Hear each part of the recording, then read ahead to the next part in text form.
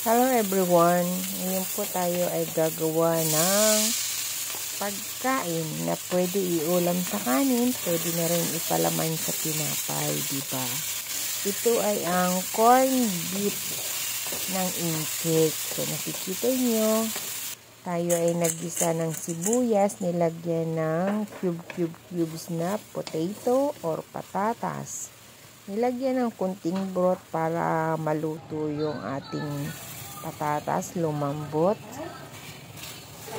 So ito po yung brand ng corned beef na Chinese Great Wall. Hindi siya katulad ng corned beef sa Pilipinas na merong mga chunk-chunk. Siya wala, masyado pa siyang fatty. So ayan na po, ibinuhos ko na po yung laman. So, ating igisa-gisa.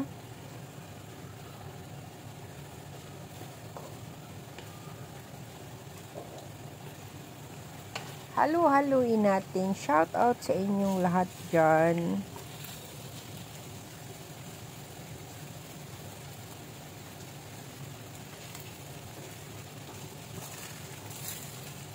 Kailangan nating mag-upload.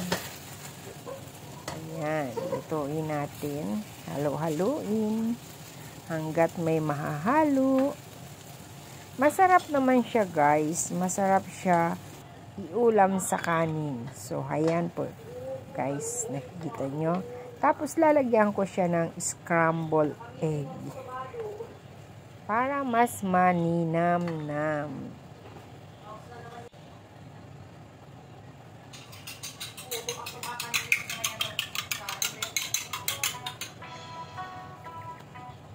So, ayan na guys yung ating itlog. So, ayan.